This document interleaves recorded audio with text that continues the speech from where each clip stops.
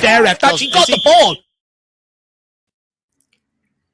Good evening, everybody. Welcome back to the Irish Hotspur, and we have a fresh panel for this one. Nice Wednesday evening. We were going to go live yesterday, but we're going to try to deliver some sort of content for you guys this week. But we have some things to carry over from the last weekend. Maybe some drama with Ange Postecoglou once again. Had another altercation with a Spurs fan. We're going to be asking the question, is it justified, for these altercations to continue to happen? We're also going to be talking about him calling the media Mr. Hindsights, whether you think that was also justified as well.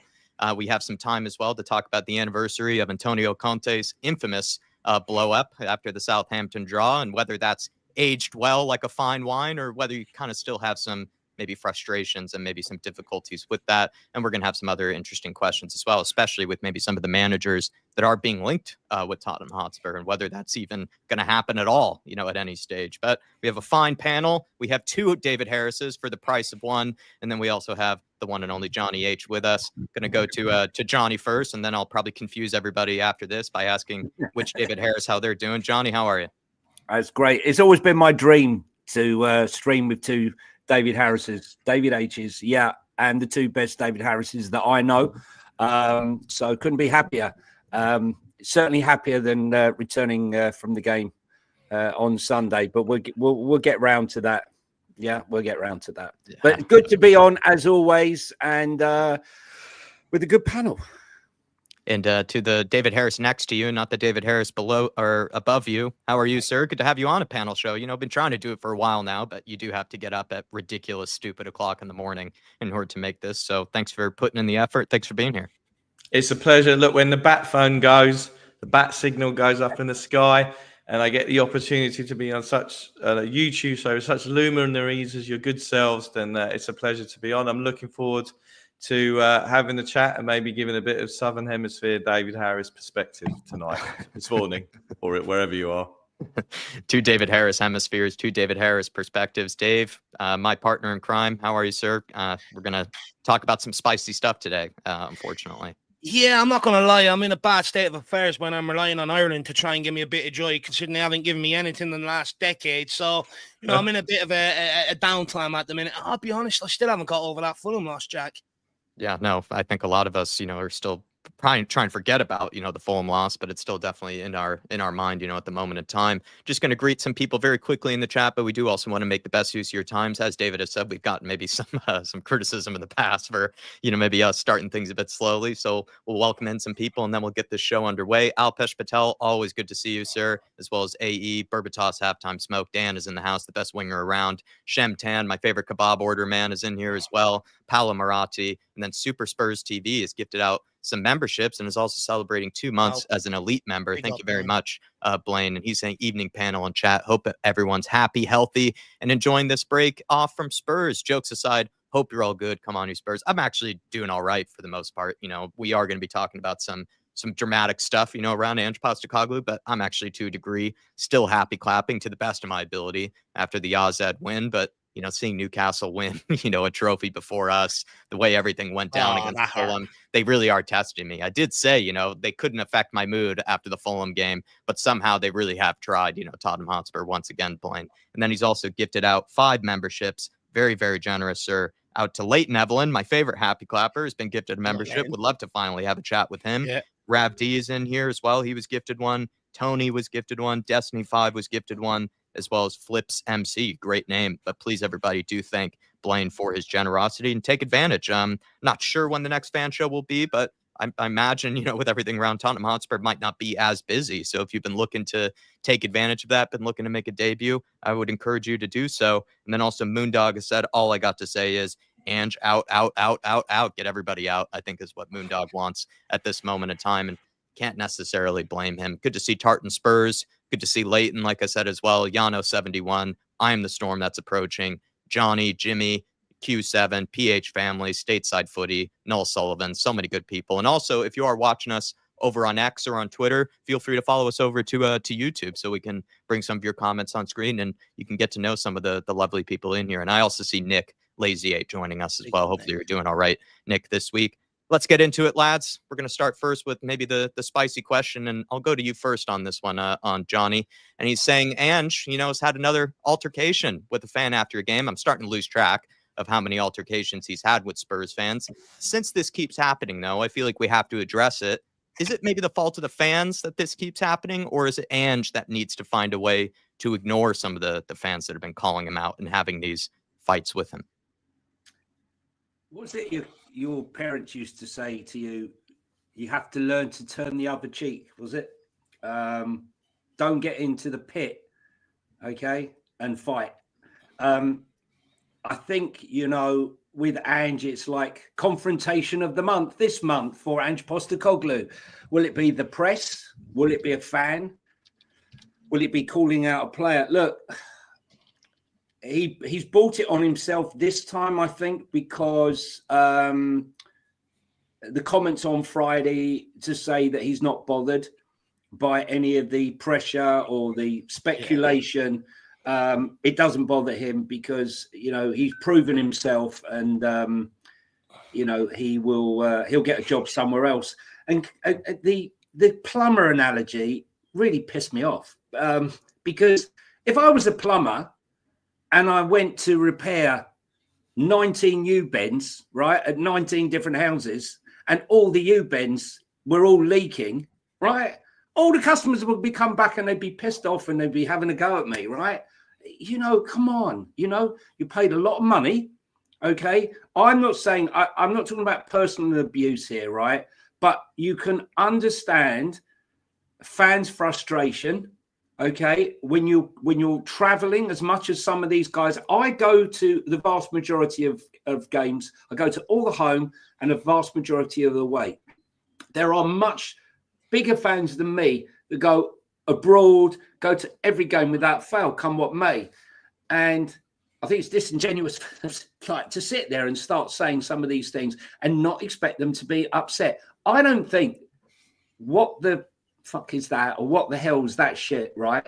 How is that disrespectful? If he'd have said something about Angie's personal appearance or called Ange or sworn at Ange, I understand that reaction, because that's not called for. But saying what is that shit, right? When you sat there and watched it, and I've got to tell you, I was actually on the terrace, unfortunately, one of the ones that was stood there watching it. I don't think that's the appropriate response. Turn the other cheek, walk into the tunnel, and being held back by a 19-year-old who's just arrived at the club, and Jed Spence, who we told has got an attitude problem, who's the two defending the manager, seemed kind of ironic to me. I don't know. I think there's something fundamentally wrong, and I think he brings a lot of it upon himself. And the resting 7 players for that game, and as you well know, as I've spoken to you off behind the scenes there before we came on, the warm-up was alarming to me. I know some people say they just seem to be mucking around in the playground, with no focus. And I was worried that was going to transpire and be mirrored into their performance on the pitch. And so it came to be. And by the way, Ange, that wasn't Mr. Hindsight. That was Mr. Foresight, okay? That's how I felt it was going to go down. And I get no pleasure, despite what people say, I get absolutely no pleasure in going to the game and watching us lose, okay? That is not why I go to every game. So to you out there who say I get pleasure in watching us lose and coming on these shows, honestly, back up. That's couldn't be further from the truth. It's turning our lives into miseries. That's it, guys. Sorry. No. I never thought at 5:21 a.m. on a Thursday morning I'd be talking about 19 U-bends, but I think I mean you know who that fan was. It was obviously Michael McIntyre, because you saw him up in the above the away end. So it must have been McIntyre shouting abuse at Ange because he was annoyed that the big showbiz stoosh of the week was Hugh Grant versus McIntyre, and Hugh Grant came out on top, didn't he? So look, just a couple of things on it. I just want to unpack a couple of things here. One is if you that's why you're here, lad. Yeah, well, Eddie Jones, if you remember Eddie Jones when he took the England rugby team down to Australia and someone had a go at him and he had a right old go back. I mean, look, some of it is the Aussie way, right? If you have a go at someone, they'll have a go back at you, right? Now, we can, you look at the likes of, Mourinho, you look at the likes of Klopp tearing his hamstring, running up to a linesman and this, that, and the other. And in a way, it's all kind of celebrated. Oh, it's the characters that they are. He's gone already, the sound of my voice. His internet will be back. That's the effect I have on people. So, the fact that, look, I just think the thing is this, right, is that Fulham was shocking. I didn't have any other expectation that it was going to be shocking, which is a sad state of affairs. He's not going to be there the start of next season. But I think if people are going to have a go at him, the characteristic is he will bite back, right? And people might do it to bait him and get clicks and all the rest of it, that's just the way of the modern world. But the thing is that in this almost 2 years here, I think he's thrown two players under the bus, Werner and Basuma, right? Yeah. And he's on the whole, he's not thrown the players under the bus, which is not the same you could say for Conte and not the same you could say for Mourinho, right? But, he should turn another cheek, he should walk away and this, that, and the other. That's fine. He's under pressure. Stuff like the hindsight speech and this, that, and the other. He's under pressure. And we see it with every manager under the sun. When they are under pressure, they blame everything. He's blamed the grass. He's blamed everything left, right, and centre, right? So we are in the end of days here. I thought out the AZ away match was like Conte, Sheffield United away, right? Because what I think the irony has been is that Ange has had Levy as a shield this time. The focus has been massively on Levy and the ownership of this club. And I think with the AZ away game, I'm pretty sure that Mikey Moore was on the bench City at home and he brings on Timo Werner, which I thought was just an outrageous decision to make. He's going. We all know that. I mean, if we win the Europa, which I don't think we will, I can't even think that Levy will do a Ten Hag like when they won the FA Cup and kept him on. I think it's the end of days here and it's not very good. But the reality of the situation is the leadership group and a lot of the players are really disappointed with the senior players this season, apart from Kulu, whether you call him that. So, can I ask you, David, just to interject? I was just going to interject there. What you're saying is 100% right about his right to react and think. I'm just saying, I think it's the reason why I mentioned that, just to add some context to it, is because only the fact that he said that none of this is bothering him, right? The pressure's not bothering, what the press says not bothering, what the fans say is that he doesn't feel the pressure. But he's saying that. But one thing you clearly see from him though over his time at Tottenham, like you look at him when he first arrived, look at him now. It's clear that the pressure and the stress and everything else is getting to him. You look at his press conferences when he first arrived compared to now. It's clear that everything is absolutely getting to him. And look, I sort of agree that if you're right to reply if you want to, fair enough. But at the end of the day, if you're trying to get people to believe in you and believe in a project and believe in something, having a pop at everybody that has a dissenting voice is not the way to do it. And I think that's where he needs to be smart. He needs to realize he's the manager of a football club with a million fans around the world. If you want people to join you and get with you, then pick your battles. Pick your battles. Like, this isn't the first time. You had the one there at the weekend. Now, I think someone in the chat said they think it was a Fulham game, a Fulham fan doing it, basically. But, I think Bournemouth earlier on in the season, Ipswich, the pop at the fans over the whole City Arsenal debacle last season. Yeah. It's just like, I'm not being funny, but if you want people on your side and you want people to support you, even through the tough times that he's going through at Tottenham, pulling out fans and having a go at them ain't going to be the way to do it. And I think he's just misreading the room. Big up, Shawnee, by the way. Great to see you back. And you. Sorry, David, for interrupting it. I was going to say one last thing. It's the first time ever that I've been to a game this season away from home, despite all the defeats that I've witnessed, that they actually sung Ange out. Right. I mean, the thing is this, right? So, for a bit of trivia here, there's which manager his last game was Fulham away?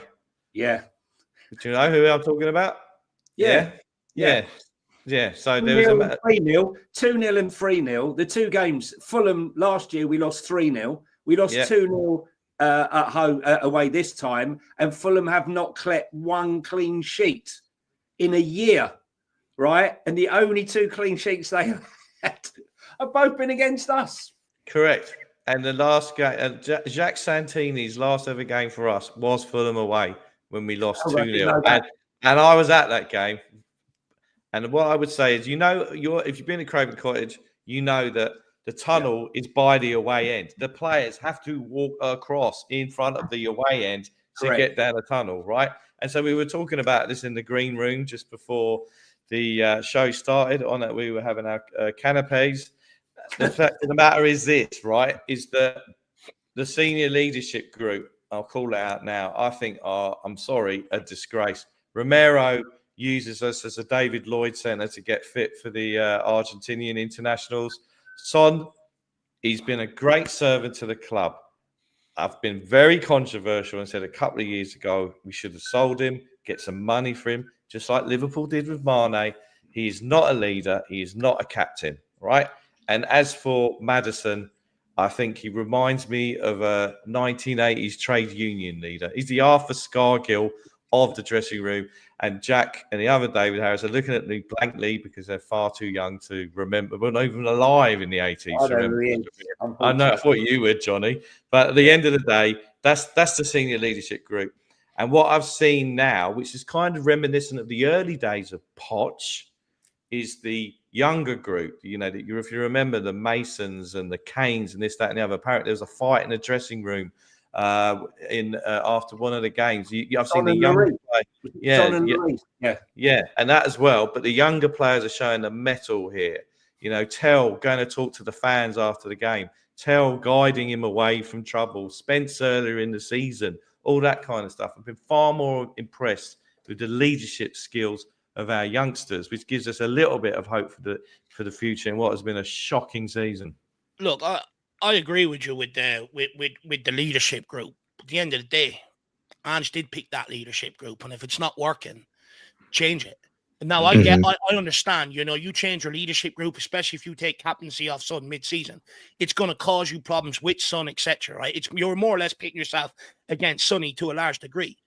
But if your leadership group is letting you down, and to Johnny's point, about the video that he put up there about the players dicking about, Roy Keane pulled him out before the Bournemouth game last week. Son and James Maddison doing the exact same thing, pretending an injury, looking over to the bench for a substitution. And we wonder why we start games slow. We wonder why we give away early chances and all that sort of shit, if that's what your leadership group is up to.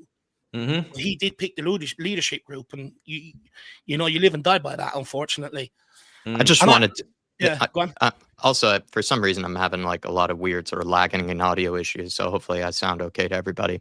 But I did want to ask sort of the question about the concept of rage baiting and whether maybe, these fans, with the altercations that they've had with Ange, I wonder if it's done kind of the opposite effect that he intentioned, right? When you stand up for yourself, you would think that maybe people might sort of hold back then from sort of, trying to have an altercation with you. But I think it's actually done the opposite effect, where now that they know that Ange will respond and that Ange will sort of bite back and do this whole hold me back, sort of type of action. I think it's only encouraging fans to then stick their phones out. It's almost like he's at a zoo or something like that, where they know that he is going to respond. They know that they could be famous for a day, basically, if they get a reaction out of him. They can post it on Twitter, post it on Instagram, and then they can see everybody blow up from it. And I just wonder if Ange is perhaps falling for, a bit of rage bait from the fans. Maybe these fans might not even want, to actually have an altercation with him, but they know that they can, and then they can sort of post it online and then end up getting a lot of sort of likes and clicks from it. And should Ange pick up on this, the idea of, being baited into, an argument, being baited into sort of rage, if you guys get where I'm coming from. Jack, shouldn't you kind of know that by now? Jack, how old is he? I don't want to assume. I think he's 60 plus. Right. No, he's late 50s. I think he's late 50s. No, he's 60. Late 59, I think he is. Okay. I think he's about 58, 59. Look, all I'm saying to you is, when you're a professional, right? Look, he's had the confrontation with the Aussie press back in the day, when he was making his excuses, and he proved them all wrong. Okay. He's had plenty of experience about being called out, or whatever the confrontation. for him to be responding to this straight after that press conference on Friday, which was just the ramblings of someone who's losing the plot, as far as I was concerned. When I watch him, I was watching the Bournemouth game, Iriola and Ange. Unfortunately, I deleted the video, which was really annoying because when they were 2-0 up, I was videoing Iriola going mad. When I say going mad, he was jesting to his players. I want you here. I want you there. And they were ripping us apart. And Ange was standing there motionless, not interacting with his players, not saying, look, I want you to change this or change that. The only one I saw moving or doing anything was Montgomery and Matt Wells. And we don't see any of that movement. And we don't see any of that aggression and anger. And then we see it for some kid who's just said, what was that shit? Okay. I said, what was that shit? What's he going to do? Come and confront me? As I said to you, if he'd have called him and had a personal attack on him, then fair enough, right? Yeah. But he didn't. Be the bigger man, suck it up and move on.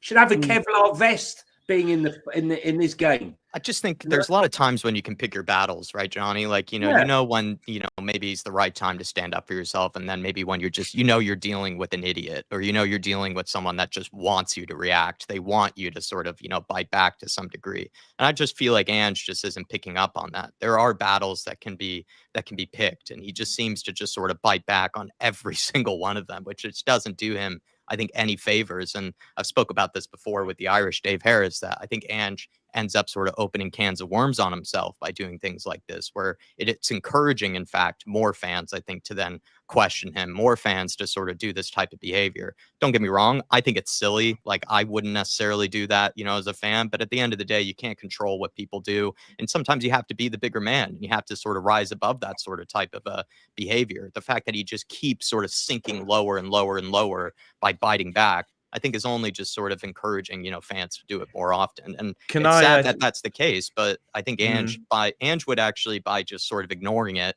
I think probably over time, fans would do it less, because if he's just going to blow them off, then it's like, what's the point in embarrassing yourself by sticking a phone in his face and calling him names? Then all of a sudden you kind of look like the idiot in that situation. But by Ange constantly sort of biting back, it's almost encouraging it, in my opinion. You can't ask for mental strength. You can't talk about mental strength and then show mental weakness.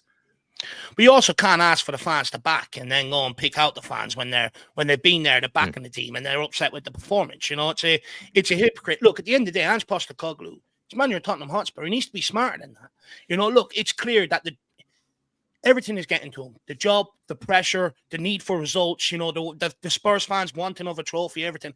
He is cracking under the pressure right now. That's what you're seeing. A man that is cracking. After the Vitesse game, he came out, hit back, started hitting back at fans, pundits, etc. Then follows it up with defeat to Fulham. Do you know what I mean? And it's just sort of and he made 7 changes for that game and everything else. I just think you're seeing a man that has cracked under pressure. And to be honest with you, I think you're seeing him pick players hoping that they're going to perform. I think he's got all these options back right now, and I think it's got to the point where he doesn't really know how to use them to a certain degree. And look, for me, I just think, you look at Guardiola, when Man City were losing games, he was out and about and people were sticking cameras in his face. He was reacting to it and stuff. You know what I mean? And for me, it's just a guy that is clearly cracking underneath the pressure and the weight of expectation from Tottenham and Tottenham fans. I just want to stick up for Ange as my fellow Australian, right? I want to go back to the context of when the appointment, right? So let's go back to that summer. The club was toxic. I mean, I love Fool's Gold by Stone Roses, but I don't need hearing it even on my television as blaring out the boos for every game, right? 3 coaches, Paratici banned. We were an absolute mess.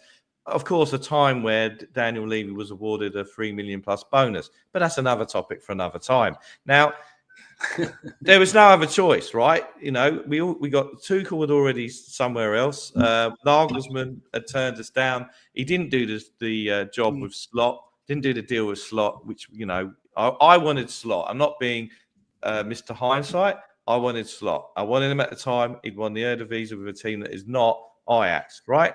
So I wanted him. He didn't get the deal done. So in comes Ange, right? Now, Ange, there's links with this whole City group thing of Scott Munn and someone else, this, that, and the other. So in he comes, right? And frankly, a couple of things. One, I thought there was a lot of inverted snobbyism. Is that a word? Whatever.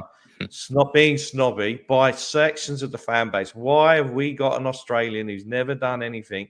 Look at who we are. Well, who we are is we're a team that hadn't qualified for Europe for the first time in years and had a shocking season. That's the first thing. Second thing is he was massively and to some extent still patronised by the English press. Okay? All this Fonz, happy days, Robbie Bloody Williams, I can't stand anyway, all this nonsense. He was patronised, condescending, and all the rest of it. Now, I think he's kind of walked into a few traps in the media, to be honest with you. Yeah. And I think, that's just the way it is. And maybe, and you know, that we had a head of comms, I think his name was Simon Felstein. You remember that infamous Poch Man United Links press conference where he just shut the whole thing down? I love that. I love it when people are fighting for the club, even at different levels of the club. But there's no one there. I can't see anyone there guiding him. You know, he might be, he's an arrogant Aussie, he won't listen to anyone, blah, blah, blah. Fine, right? But they're happy to let him in the firing line. Langer only does his 3-minute polar neck interviews once the transfer window is finished and comes out with a load of old nonsense anyway. Scott Munn, I've only heard him speak once, and it was like having a paper bag on his head and listening to Daniel Levy, right, with an Aussie accent. But there's no. They're happy to let the manager take the stick, and I get all 100%. That, right. So I'm sticking up for him there. But as I said, we are in the end of days with this now. And so the cycle goes again. But the hindsight thing, the first time I ever heard an expression, feedback, are you giving me feedback of hindsight? So I thought it was an Aussie expression. Maybe it's an English one as well. But, you know, that's where that comes from. It's one of the best South Park episodes ever is Captain Hindsight, you know, one of the superheroes. But I'll let the other Dave Harris come in, though. I mean, Dave, do you think he's I don't love that he piped back at the media with the whole "you're all Mr. Hindsights," but I wonder if he's slightly more justified in saying that towards the media than he is maybe with his altercations with the fans. I feel like his altercations with the fans, I just think at this stage, it's just become ridiculous and just sort of out of place, and he needs to quit it. But maybe he is justified to some degree to call the media Mr. Hindsights. You don't think so? You win a trophy, then you're justified. You've proved everybody wrong, right? You've proved the perception about you from the press and everything else. You've proved them all wrong. Not after beating Vitesse Arnhem. Everyone expects to beat them. And even the most pessimistic Spurs fan still expects to beat Vitesse Arnhem. You don't come out after a game like that and do it when you've still got a quarterfinal, a semi-final, a final to go. Because if we get knocked out of the quarterfinals, you know, and I said to you, Jack, you know, as soon as I seen it, I said to you, I says, if he doesn't beat Fulham on the weekend, this is all people are going to talk about for the next 2 weeks, Mr. Hindsight and his clapback.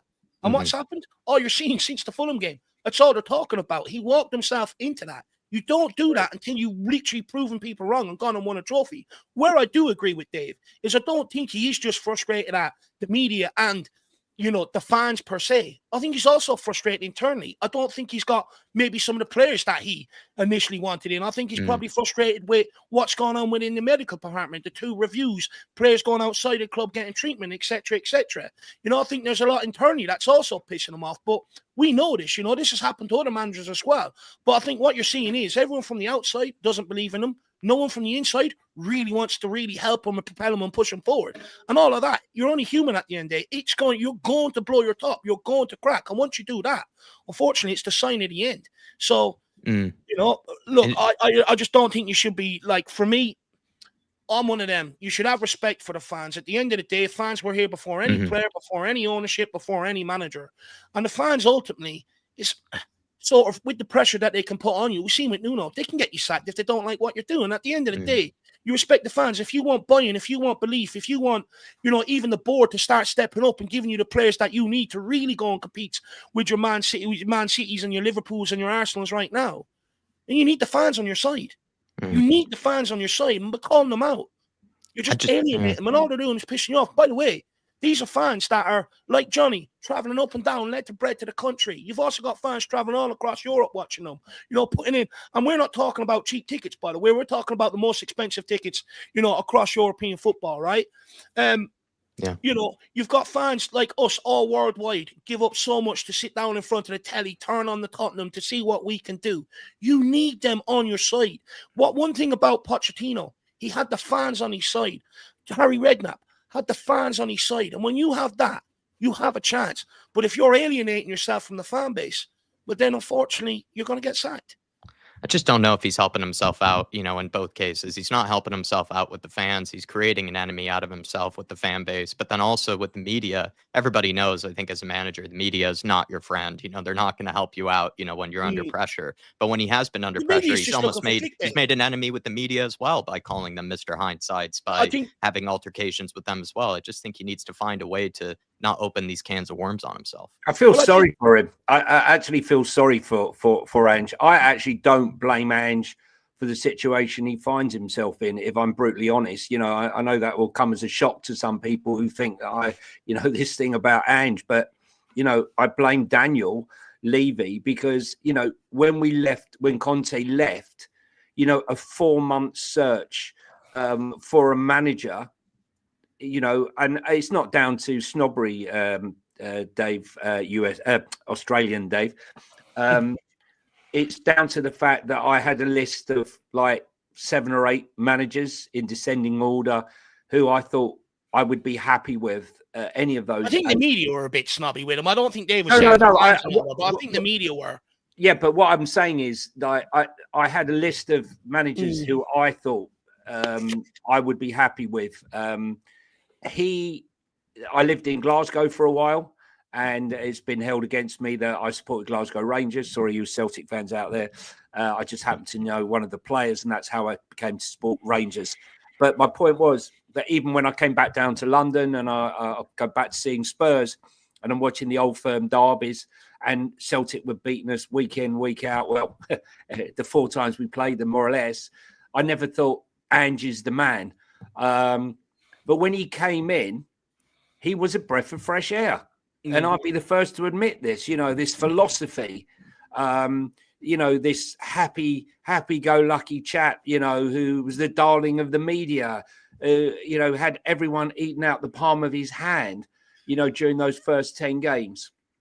And then since those 10 games to November the 5th, 2023, we've lost 35 games since then. And we've seen that happy chappy looking like a guy who needs some antidepressants. And his demeanor has changed. His way has changed. And the man who I blame for bringing him in for not being fit to task, I don't blame a guy coming in and having the opportunity and the belief and the self-belief and his philosophy that he could do it, right? But now it's obvious that it's not working, or it looks like it's not going to work. That same man at the top is not doing anything other than using him as a Kevlar vest, all right, to deflect all the bullets that might be coming his way should he be sacked. But at what point should he have been sacked to the detriment of this club? I lost my bet. I made a bet with 2 people that he would 100%, he'll be gone by Christmas, right? That was my belief at the start of the season. There's no way he'll be gone. He'll be there by Christmas. And I lost. And I said, if he loses the games, he'll be gone. And I was wrong again. And I think he shouldn't be there next season. But the way things are going, I think I could be wrong again. And we could be seeing him line up, a.k.a. Ten Hag, who wins a trophy. You end up having to give him a nice nest egg. And then by November, we realise it really isn't working and we're back to square one. I hope that doesn't happen. I mean, if just to that point, those points that you've raised there, a lot of this started at the end of the summer window we just had, right? So let's not forget, we finished 5th, played the least amount of games we've played in years. We went out of both cups early, right? Yeah. We had Newcastle, we couldn't handle the Champions League, and we had Chelsea, who didn't really pick up to the last 10 games. United in disarray, and we finished 5th. We should have finished 4th, right? And I did not want him gone last summer because I did not want a 6th season running with a new manager at the start of the season. He didn't deserve to go last summer. 5th place finish, he deserved the 2nd season. Exactly, right. And so when the window comes in, we all knew, and by the way, this isn't me being Mr. Hindsight, Mr. Levy, or Miss Cullen, if you're listening tonight, hello.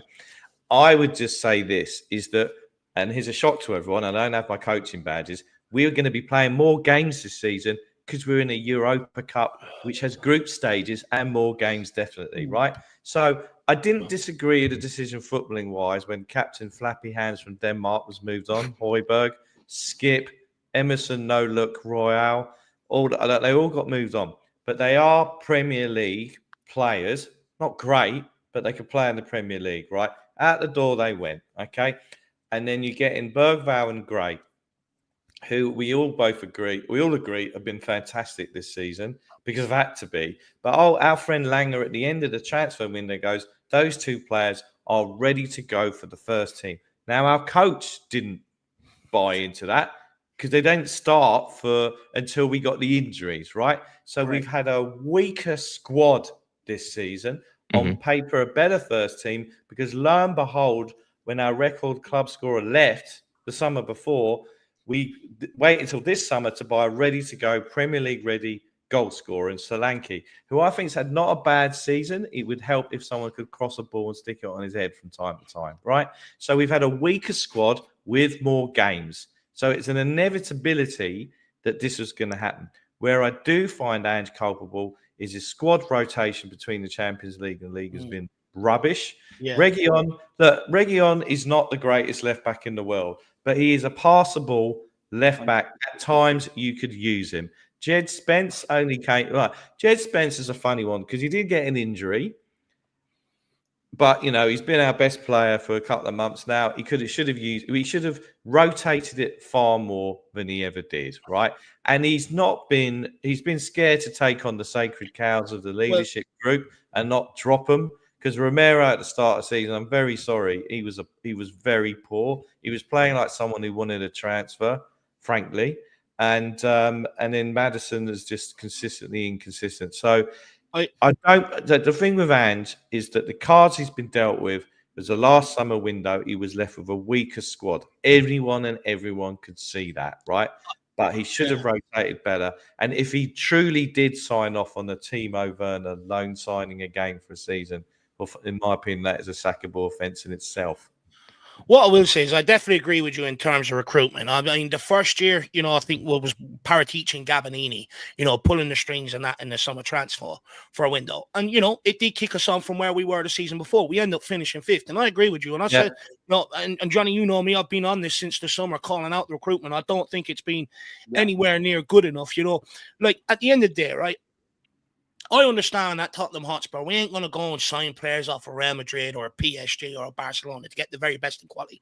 I understand that. But to a degree, the quality you are signing does matter. Like, Ange, fair enough, back in the day, did work with some of the, the Australian under-21s or something like that. He worked with some of the youth set up in Australia.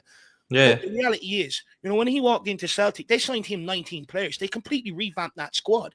You know what I mean? They brought in players of experience and stuff like that, players of quality to help him go and turn over from Rangers winning the season before to go and win that Scottish Premier League.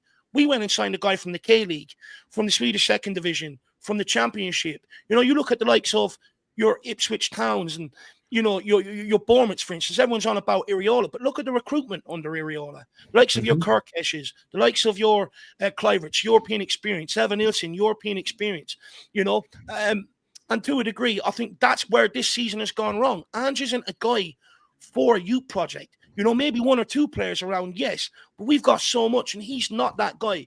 When you've got a young squad, and this is what I'm saying, the recruitment doesn't match up to the manager, and I think this is where they massively went wrong this summer, is because when you've got a young squad, they're going to make mistakes. They're going to need teaching through the game, where you're going to need someone on the sideline, getting on to players, telling them where they want them to be, reinforcing your messages and stuff like that.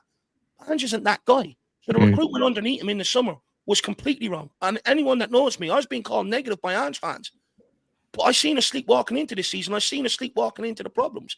We don't have the right manager to match up with the squad. But if you've already got the manager in place, then surely it's up to you to recruit right for him. And that's where I think the season has really gone tits up and gone astray. You're looking at like some of the teams down below. they've gone and signed better players than us and shown more ambition in the transfer market than us. Well, that's maybe a decent transition just quickly to a question. I think two of you guys are kind of already answering it, but maybe we can just say it out loud here, where plenty of fans have argued that Ange's, maybe system and his Ange ball would be more peak or at its best if we had maybe the quality that teams like a Man City do or a PSG do or a Bayern would. I've seen that opinion kind of bandied about a lot actually recently. So could you say that just the quality of the players that Ange has at his disposal, is that the real reason maybe why it's been such a disappointing season? If anyone wants to come in on that. Johnny definitely wants to come in. There's a look on his face. Before I let Johnny in, because there is one more thing I wanted to add.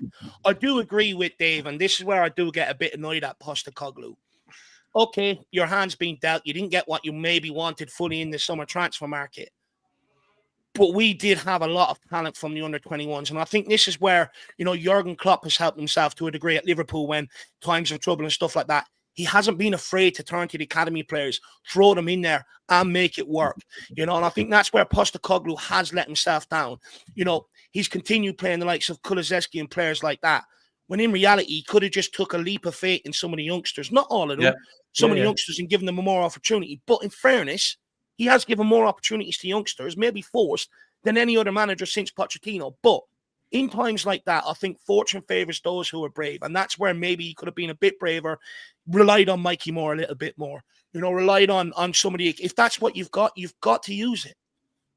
I mean, I think if he did, he probably would have got more respect off fans, to be honest with you, throughout the situation. What is Ange Ball? It's a philosophy. It's a philosophy. It's a philosophy. When was the last time you saw Ange Ball? In fairness, come on, guys. Let's be brutally honest, right? Third goal. The third. Yeah, I was going to say the third goal, right, against AZ Alkmaar, right? Yeah. Okay. I saw a better goal that Bournemouth had disallowed that took place right in front of my eyes on the flank. I sit on the east stand sometimes. And that goal with Kirkes flicking the ball through, it was an unbelievable move. They had many moves like that in the game. I saw more Ange Ball moments from Iriola's Bournemouth for the majority of that game until Kepa. Would you agree that their recruitment has been better than ours in the summer? I would say it has been. Huijsen, Kirkes, Semenya. I could go on. I like the manager. I like the patterns of play. Yes, it's aggressive, but there's cohesion, and I like the fact that they press as a unit. They're relentless in that. But look, that's getting away from it here. Can I ask you though, Johnny? Just one of the things is many people sort of ridicule Ange for not being able to adapt and see out leads, and then call for Iriola in the same breath. But he gave up a 2 lead against us, and he didn't sit back and try anything different to try and see out the game and stuff like that. So is that I don't subscribe. No, not having that. I'll tell you why. Because it's true though, right? He didn't. It's not true. No, it's not true. It's not true because what did he do differently to see out the result? Then? Because I'll tell you basically what happened. Right. First of all, that easily could have been 4-0 down. Easily. We signed a great goalkeeper, so that's good. And then we had the goal that was offside. They hit the post, and then they had a goalkeeper called Kepa, who I don't know what the hell he was doing. First of all, the cross where he's just looking at it and watches it go in. But I'll allow him that one for that mistake. But what the hell was he doing when Sonny is running away from goal? He's not even running to goal. He's running away from goal, and he brings him down. You can't legislate for that. I hear what you're saying. Did he not sign Kepa though? But pardon? Did Kepa not arrive at he got on some deal that they got for him. But what my point is that, and then in the next game, he went and made another mistake as well to give Brighton the win. I'm just saying some context there. In essence, yes, he was 2-0 up. But my point is, right, if people like Emma and saying, well, when we're up in a position like that, he needs to see out the game. No, I'm saying that calling for Iriola, who didn't do the same thing. But Dave, what I'm saying to you is that he has adapted, right? Because Ange Ball isn't a thing. We don't see Ange Ball anymore. right? I'm not saying he hasn't adapted. He has, because as his confidence has gone backwards and that bravado of his philosophy and his relentless, it's who we are, mate, right, has disappeared and has been replaced by some sort of pragmatism, right? Where we don't see the confidence in the play. We don't see, he still, after nearly 2 years, does not know his best midfield. Great. How many permutations have we seen in that midfield? Actually, I have a stat on it. It was like 66 in 44 games or something. 1.5 changes per game. Yeah. It's pathetic, right? Okay. For me, I'm playing Kulu and Benton, Kulu, Bergvall, and either Archie Gray or Maddison. We need a creative.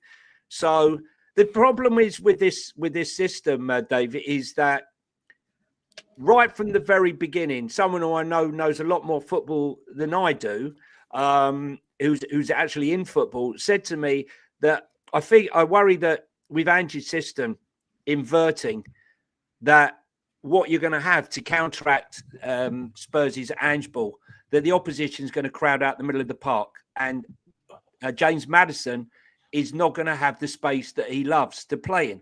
And therefore, he's going to have to come deep to pick up the ball, which what we saw a lot of in that space. And he's not really a deep-lying midfielder. He's a guy who's best operating when he's tucked in behind the front two or three or whatever, and he's making those passes, breaking the lines. But in so many games, as Gary O'Neill laid out the blueprint on how to disrupt Spurs or how to beat Spurs on Monday Night Football on Sky, when you block him out, he has no influence on that game. And, I didn't see any influence really he had on the game when he came on as a sub, guys, on Sunday. It seemed like Silva just managed to make sure he was blocked out of the game. Mm-hmm. But that was a good, Maddison, turning up. When we signed him, Leicester fans spoke about this. That's not a Postecoglou problem. That's a player issue. That's on Maddison. If you can't motivate yourself to get yourself out there every week and you're dicking about in warm-ups, I expect you to have no impact when you're coming on in games because you're not tuned in. You don't 100%. Care about winning. And for me, that's a player issue.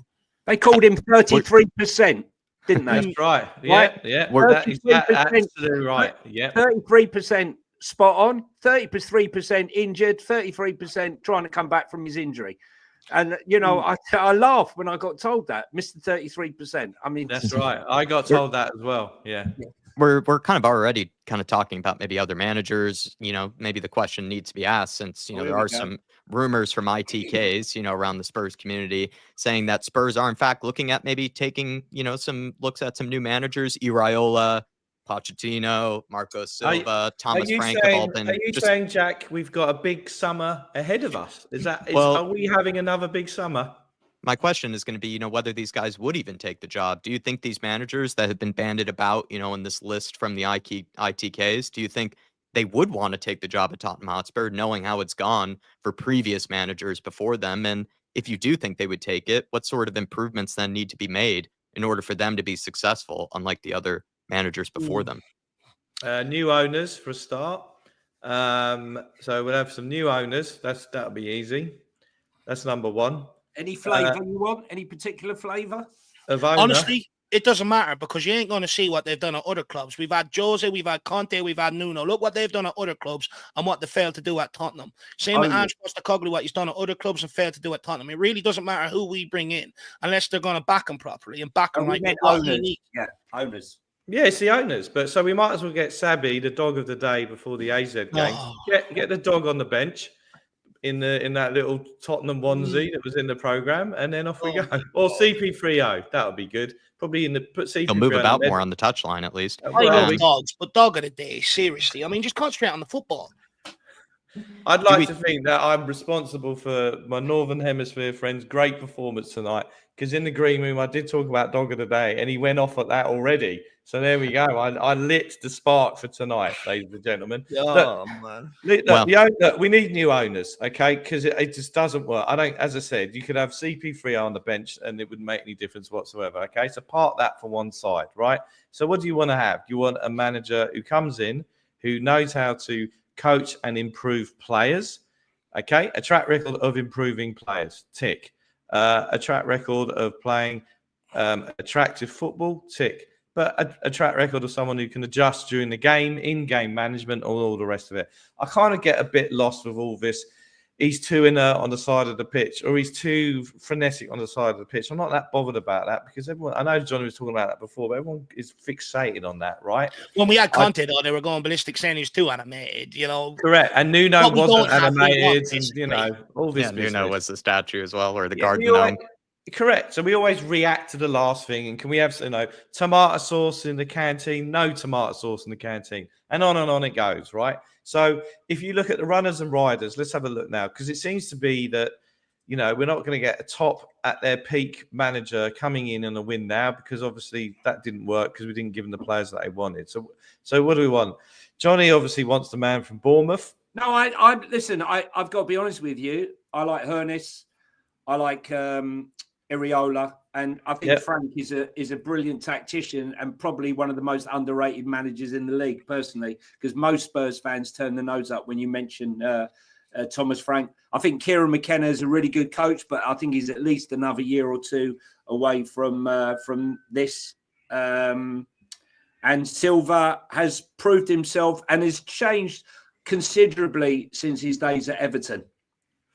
Yeah, so would any of them abandon what they're are? It's my worry though, lads, is that, is it already too much of a poison chalice where why would Iriola leave what he's building at Bournemouth to come to Spurs? It's not really much of a step up, from the outside looking in, actually. You would think kind of like a lateral step. And then Marco Silva is doing a great job at Fulham. Why would he necessarily want to just leave that, come to Spurs? And the same thing could be said with some of these other managers. Why would they want to come here when they could probably just wait a bit longer and maybe even get a better job? Because 99 times out of 100, when you've got a manager coming into a football club or even going into a new job, you are inheriting a shit show, right? That's why you're there. You're going to be inheriting. So number one, you're inheriting a shit show. Number two, even under our ownership structure, they're probably going to get on more money than what they're on at the moment. And number three, for your ego, for your career, for your CV, you deliver that first trophy and we're all dancing down the high road, Chaz and Dave, etc. Right? You're a hero. You will be a hero forever. You'd have a statue if we did them, right? But that's what I'm talking about, right? So those are the things that you can. Those are the things that you can go right. Can I just add, Dave? Can I just add, Dave?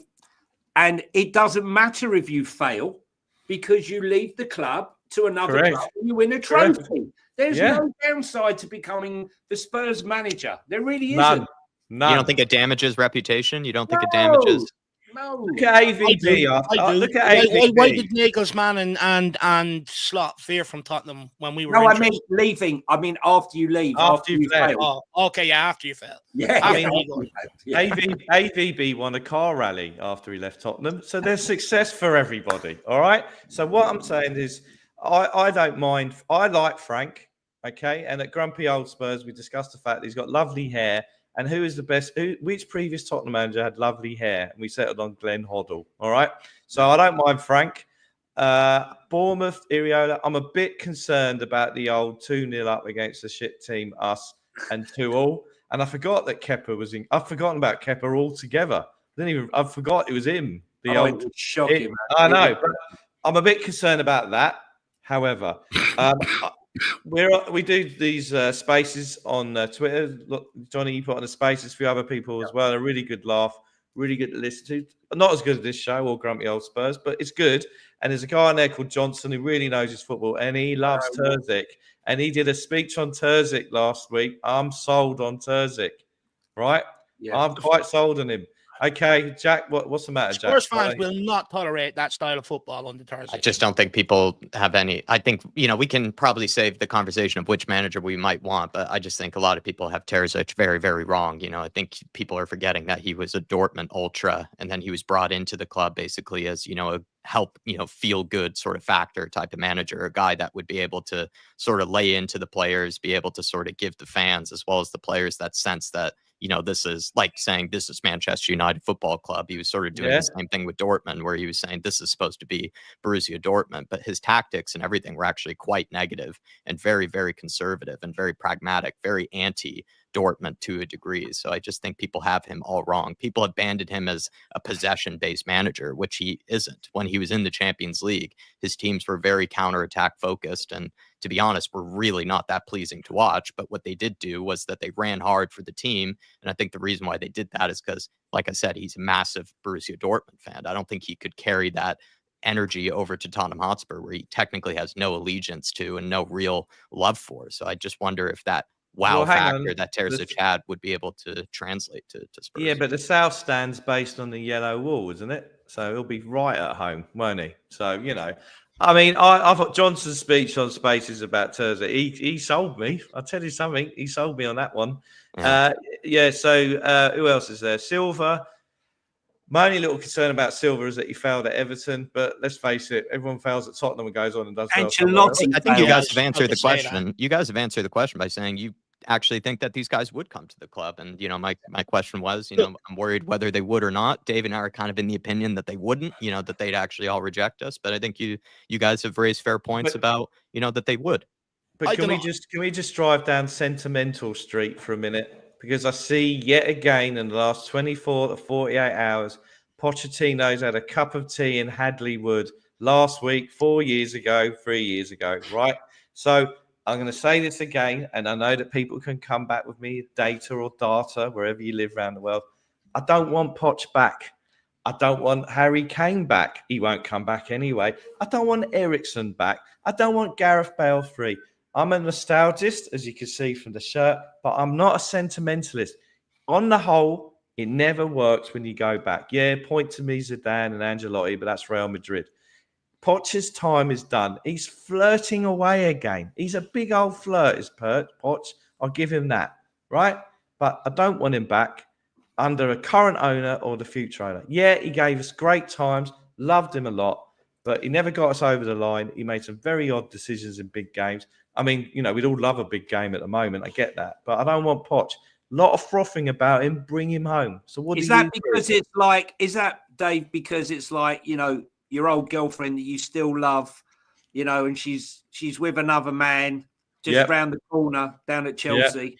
Yeah. The thing is, if Pochettino doesn't get us back to a Champions League final, get us back into a Premier League race, it's anything. If he sets such high expectations that if he comes back, anything below that is going to be a failure from fans. It's going to be seen as not as good as the first time around.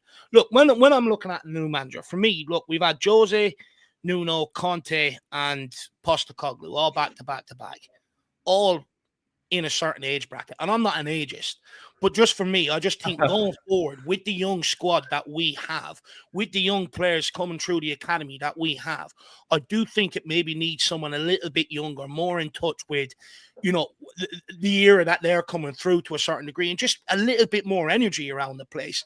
That's just what I would prefer personally. But saying that, any manager that comes in here, you need to get the recruitment right underneath them, or you're going to fail them. You can bring Iraola in tomorrow. If you give him poor recruitment, you're not going to get the Iraola that you've seen at Bournemouth.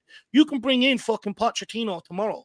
But if you're not going to give him, good recruitment, players that he didn't get it, Dave. He didn't get it when he was here. And, what I would say is he did get more experienced players to help him out. They did buy Alderweireld. They did buy Wanyama to drop in there and players like that. Get for 500 days. And when he did get, and Steve Hitchin went into his little black book of useless signings, right? He managed to pull out Jack Clark, and Ndombele, Sessegnon, and Lo Celso, who managed between the four of them to probably rack up maybe, 50 games in 5 years between them all. I'm not sure. I'm not sure. It was a mitigating disaster. And then you sack him on the back of that. So when we talk about not being backed, this thing where Ange hasn't been backed, I just picture this Pochettino, that time with Poch. Look, I loved Poch. I loved Harry. I loved Martin Jol, right? I liked Hoddle, right? I don't feel I don't want every manager sacked. Okay. I think some managers have been treated unfairly. But I suppose because I'd had enough of Conte and I've had enough of this, it would be presumed that if you're new to streaming, that's how I've continued my whole life, that every manager that comes in has to leave. That's not the case. We all have our favourites. But I understand David, he doesn't want to revisit his old girlfriend because he doesn't know where she's been. I think we'll take, Wolves Finland question and then go on to another question from Faz Radfar. And I think we have one last final one, if you guys, of course, have time for it, about maybe the anniversary of Antonio Conte's infamous speech. Wolves Finland saying...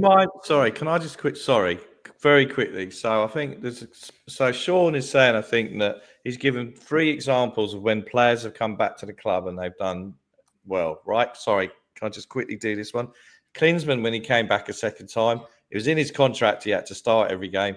He was booed off Barnsley away. Believe me, I was there, right? And we were going to go down that season. Is that when Ginola scored? Yeah. No, that was the cup. Calderwood scored. All right. Yeah. We were 1-0. We went 1-0 down. The Spurs fans started fighting each other. Happy days of the 90s. So he wasn't he got 4 or 5 goals at Wimbledon last game of the season, but on the whole, wasn't that good. When Sheringham came back, at the start he was good, but at United, as one of 4 strikers rotated, we flogged him to death, and he wasn't all that good after the first 6 months. And then Gareth Bale and he wasn't fit for 6 months, was he?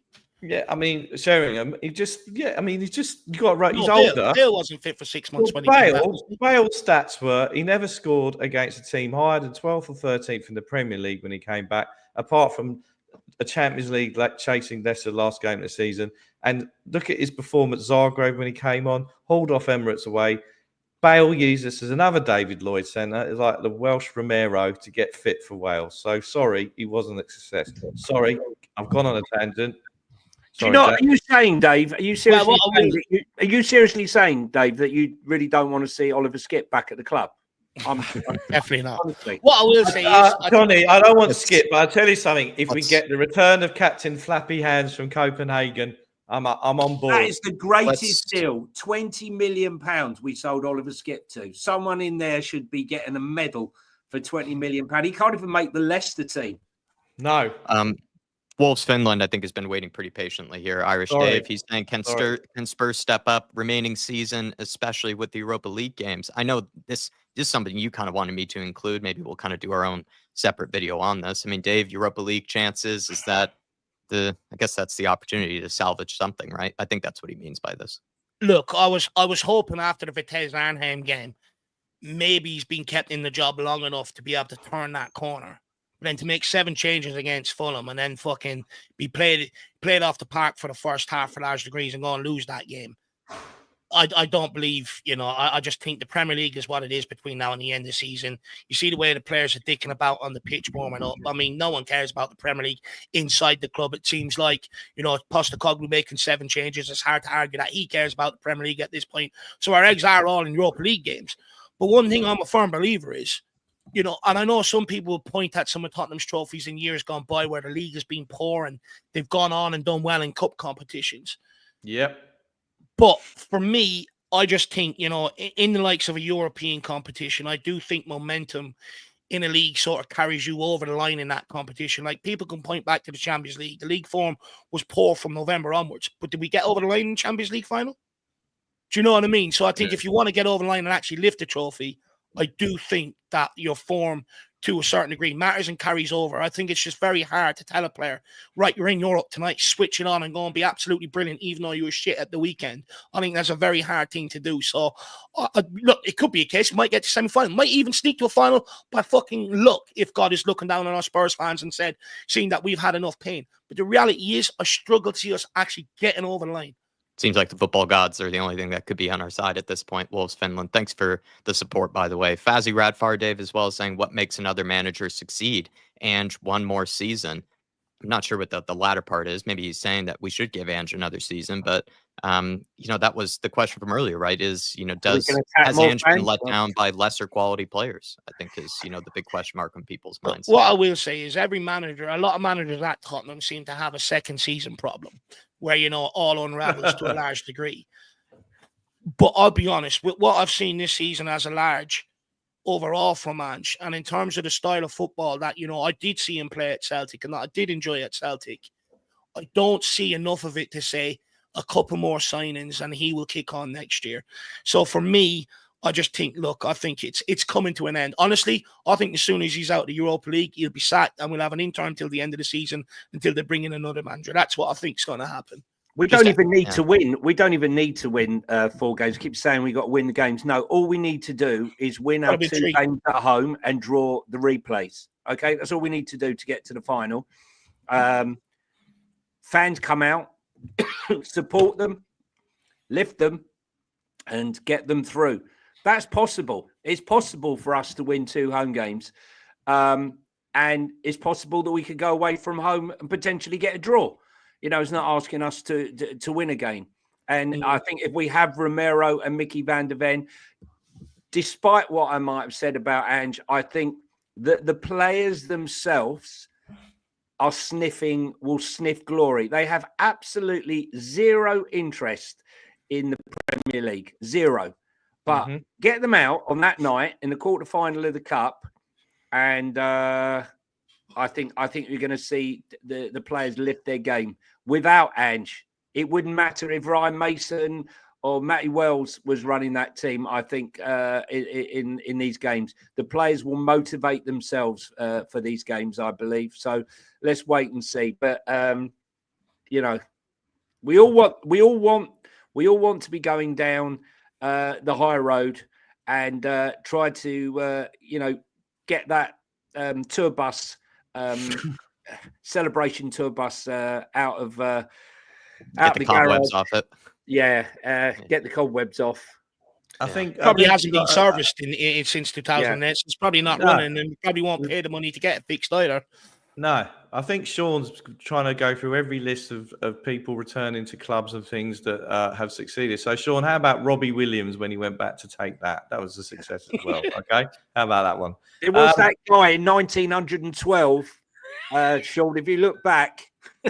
Yeah, all of that. Alan Mallory went on loan and came back, and he picked up UEFA Cup. There's another one for you, Sean. Now, I've got to go.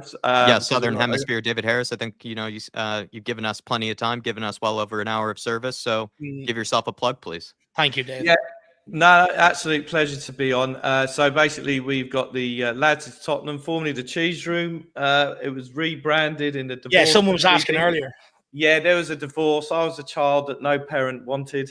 So the YouTube show is Lads It's Tottenham, Grumpy Old Spurs. It is on a Tuesday night, 7 p.m. UK time, which does sometimes clash with the behemoth that is the Irish Hotspur channel. But we did do a show last night. If people wouldn't mind after this is finished, going over there, give it a like, give it a view. We're like the Hot House Flowers compared to this U2. Great band. We're like the Fall compared to Led Zeppelin. Brian Jones, Johnson Massacre versus the Dandy Warhols, to give it a bit of grunge for my friend over there. So we just basically we don't do XG, we don't do any of the deep statistical stuff that you guys do. We're just having a bit of a laugh. We take the piss.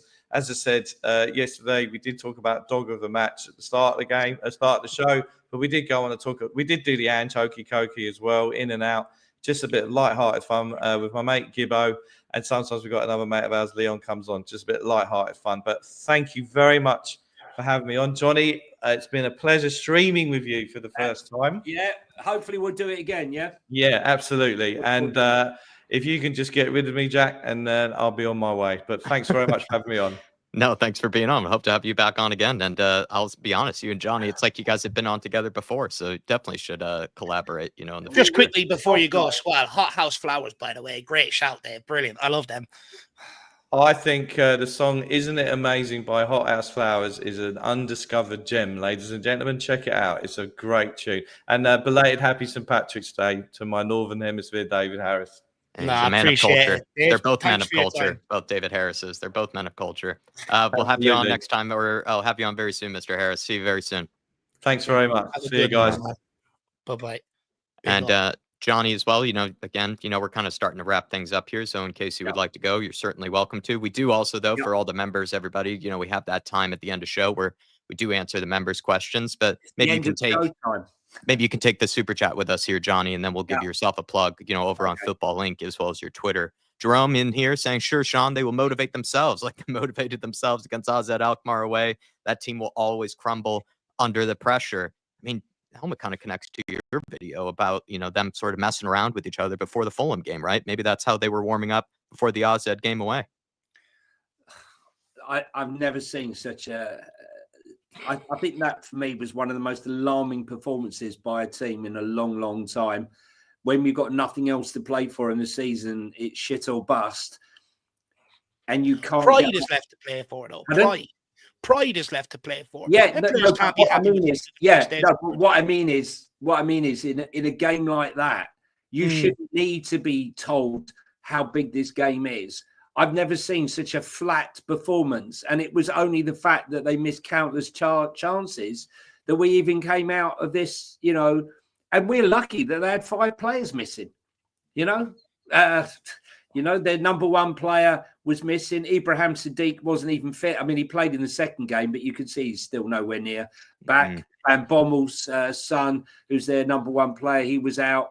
The guy who replaced him, the midfielders, both of them were out. But listen, it's about passion. I think most fans can stomach a defeat if they can see the players are fighting and they gave their all. We didn't see it against AZ away. We didn't really see it against Bournemouth. Bournemouth threw it away, and we certainly didn't see it against Fulham. We didn't see it against Palace. We didn't see it against Ipswich. We didn't see it against Leicester. It's eat, sleep, repeat.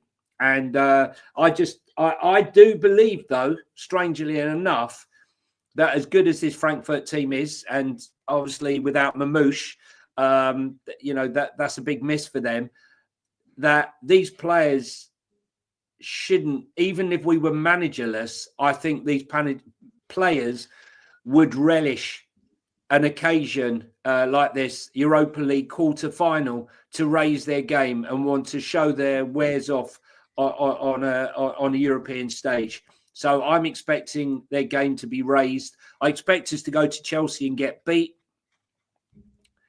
It's what happens. I'm going to the game. I hope I'm wrong.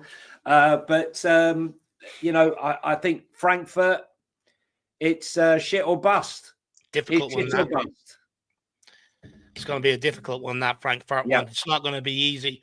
Anything to say to Jerome here, Dave? Or has Johnny covered it, do you feel like? No, look, I think Johnny's probably hit the nail on the head, Look, what I will say is I do think the warm-ups, maybe to the Premier League, if they're done with it, is slightly different, They could be motivated to a certain degree by the Europa League, but I question it. You look at some of the performances in the likes of the North London Derby and stuff like that, and it's like, well, them games are self-motivated. Look at the way we've turned up to them. So I do question it a little. Look, let's just wait and see. At the end of the day, we're dealing with hypotheticals. Let's just wait and see. Time will either prove us right or prove us wrong at the end of the day. He makes a very fair point, though, that as much as we've had big conversations about Ange and whether he's good enough, these players by no means get any excuse. I think this year, at least in my opinion, they've absolutely not only let down the manager, but let down themselves, on a huge degree too. And like you said, Dave, playing for pride, they don't even seem to be able to motivate themselves for that. Playing for their own careers, playing for their own future, it doesn't even seem to motivate them there. So very good points there by Jerome as well as both of you. But Johnny, thank you for yet again another fabulous shift with us, sir. I have football in here as well as also your Twitter, so please as well give yourself a plug.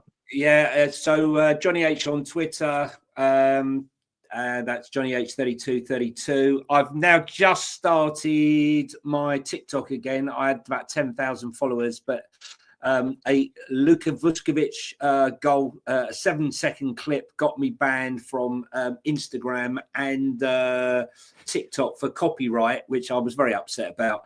Didn't even know you could get copyright on fucking TikTok. I know, it's pathetic. If you want to get, how'd you manage that? You've done something. It's impossible. That. I'll tell you something, right? You get your boobs out, that ain't a problem. If I got my boobs out, right, and I started posting them naked pictures of myself in the Spurs kit, right, that would be fine. But God forbid a Vuskovic. Probably have 20,000 subscribers. Yeah, so if you're on Instagram or on TikTok, I'm Let's Talk Tottenham.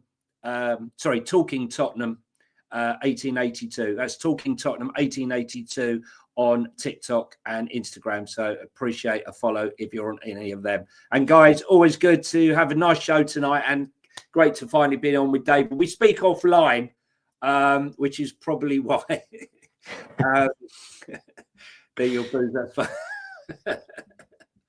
Guys, thanks very much. Everyone who's watching, have a good evening.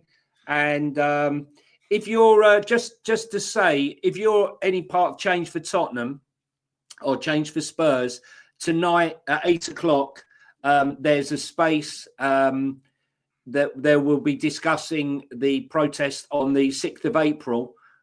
So if anyone's got any spare time and wants to have a listen, don't need to talk. You can have a listen to see what they've got planned. And if you want to contribute, be our guest. All right. What's there at? Just quickly on Twitter, Johnny, just in case people don't know. It is Change for Spurs. Hang on. Let me just tell you. 1 second. I shall tell you. Sorry. 1 second. Change for Tottenham. Right. It's called Change for Tottenham, but the actual is Change for Spurs if you're putting at. So it's at Change for Spurs. And there is a space tonight, I believe. I think at 8 o'clock tonight, if I'm not mistaken. But the protest is on the 6th of April, I believe, for the Southampton game.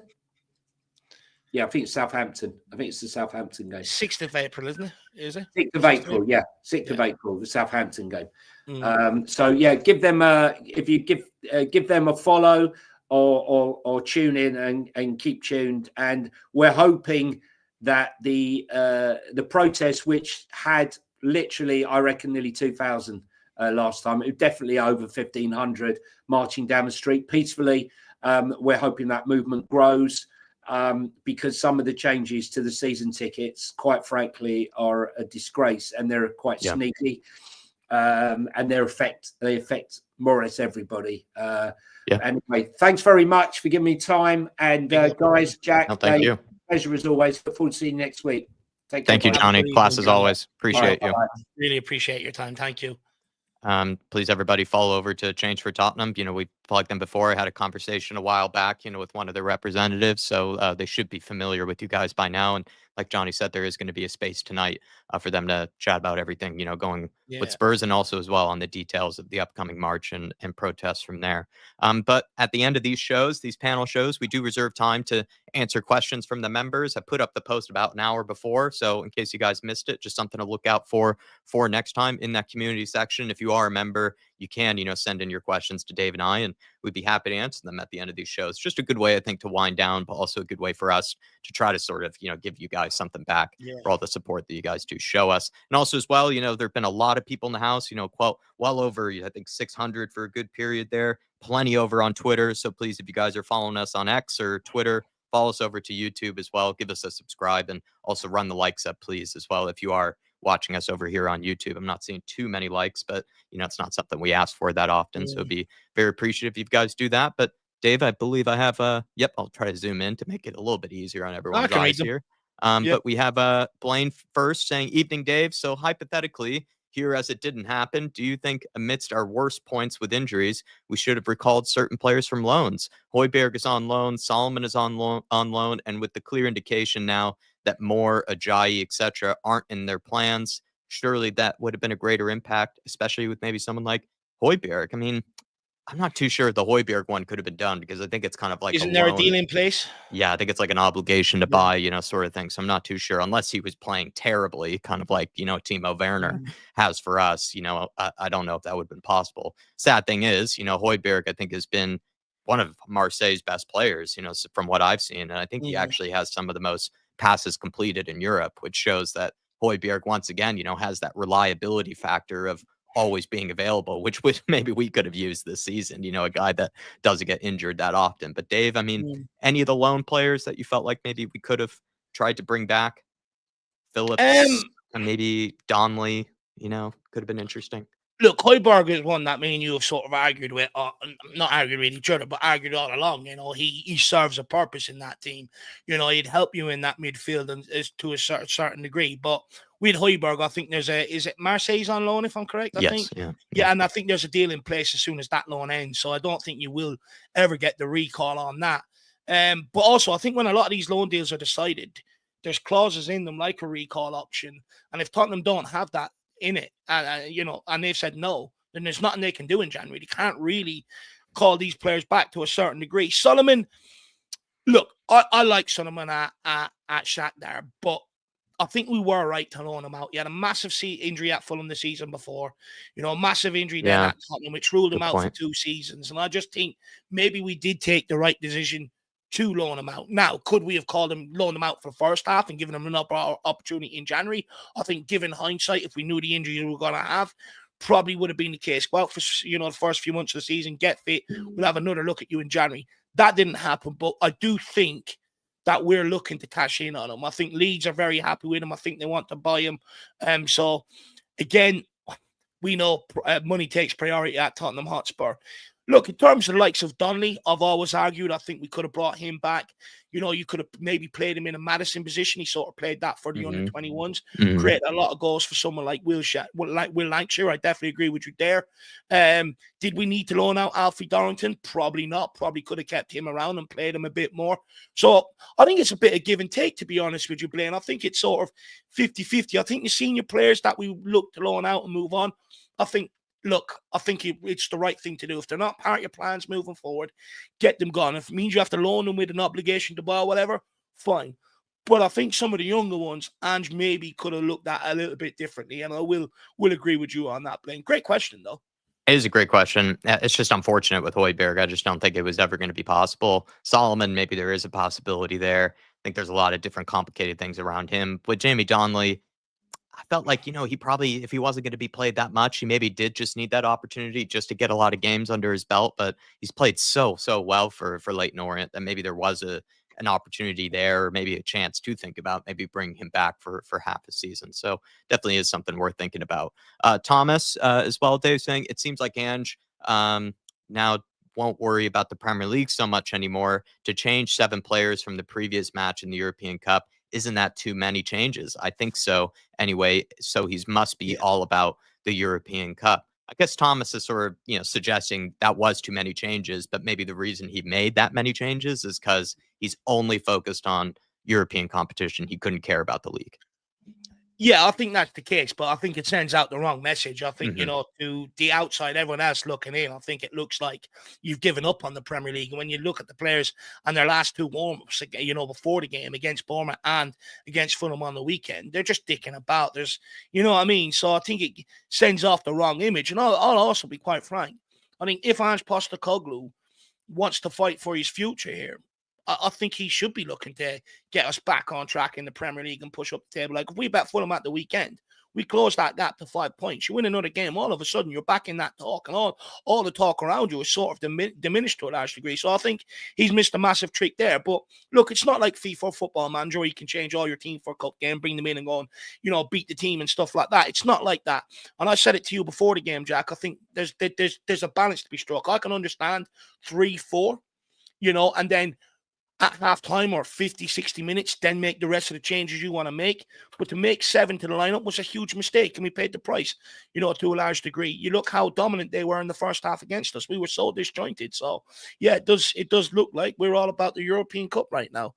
I'd agree with the point. To Thomas, I think he's right by suggesting that might have been too many changes. Just for me, though, I felt like Ange could have found a way to maybe try to experiment with what will be maybe his most reliable, trusted 11, right? Maybe certain center back combinations to midfield combinations to forward line combinations. And maybe he could use these Premier League games in order to do that. He could start with what would be a version of his best team, then look to maybe filter in some other guys, to give them rest, and interchange so he doesn't over exhaust them. But at this stage, we're not even playing that many games anymore. So it just feels like he's now almost doing too much injury prevention, or I'm not too sure what's going on, but he felt like he could have gone for maybe his best forward line, against Fulham, or could have gone, before. I think it was one of the games where I think he played Bentancur in midfield when he didn't necessarily need to, because we had a very important, European game afterwards. So I'd argue that maybe he needs to use the Premier League as an opportunity to figure out which players he can try to get that semblance of chemistry with, which guys can start to become more familiar with each other and avoid, the constant turnover and the constant changes, to the starting line. Look, I can understand the changes if it was the game, the weekend before the big game on Thursday night against Frankfurt. I could understand it then. But you're heading into an international break. Yeah, You with don't need nearly to make 3 them weeks changes. off. Yeah. Exactly, with nearly 3 weeks off, you don't need to make them changes. And I'll be honest, I mean, why does he keep putting Basuma out there? He keeps hauling him off at half-time because the guy just doesn't give a shit and he's not good enough. He's recently called out, but we're not calling him out, but, he's asked about Basuma. He said, look, the guy just struggles. He can't concentrate and shit like that. And it's like, but then why do you keep putting him out there? Like, I think, honestly, he would have made a stronger message and probably actually sent out a message within the squad if he would have used someone like Basuma as an example earlier on in the season. Look, you're not performing. Go and train and play with the under-21s. I'm not having you here. And all of a sudden, all the senior players take notice and goes, well, if you can do that to him, I better fucking up my game. Sends out a message to the youngsters if they can do that to him. But make sure I'm on my levels every single week. And, I think by going and playing Basuma against the likes of Fulham, I think it sends out a message. It doesn't really matter what you perform like. I'm still going to give you games, and I think it's a bad message to send out. And a very funny comment, by the way, from Chem saying, bring back Donnelly because we need to cover at left back. Oh. That's very funny. Palamarati here saying, big up, lads. I know we're all upset with the many changes and our loss, but there were positives, namely Gray, Bentancur, Romero. My question is, should we persist with Bergvall in the 6 and the 8 position because he's literally giving away goals almost every game despite his grafting? Persist with Tell, who has had a good close to the second half, has been crap and kills our attack? Or do we prefer Johnson, who at least guarantees goals and assists? I'm not even too sure if that's the case. I want to know if I'm the only one who feels this way. I mean, I guess he's just sort of trying to figure out what is, sort of the players that we should be persisting with, in this. Look, I think in terms of the Premier League games, I think, look, if Ange ain't going to be here next year, he's not going to start putting Gray in the 6 and Bergvall in the 8 to develop for next season, because the reality is he's not sure if he's going to be here. So it's a bit of a tough situation. I think that would only happen if he end up getting knocked out against Frankfurt, saying the likes of Mason comes in. Then I think you will see us pivot to giving these youngsters more game time and positions and trying to get them used to it. Look, I agree with him on when it comes to Bergvall.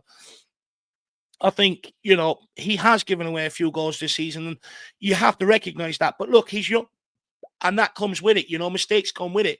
The 2 goals against Vitesse Arnhem, that would have been a much easier game if he didn't give away them 2 goals. Yeah. One earlier on against Newcastle earlier on in the season. We were faring well. He gave away a goal, and they went on and, routed us. And it's sort of like, but I expect that to a certain degree with young players. But looking at Bergvall, I also look at it going forward. I don't think he is a number 8, to be honest. I don't think he's got that creative spark that you need from that number 8 to a certain degree. When have we seen him assist anybody or play great balls through consistently for people? I haven't. And for me, when I look at him, I think one of his best games I've seen of him this season was earlier on in the season when he played. I think it was against Southampton.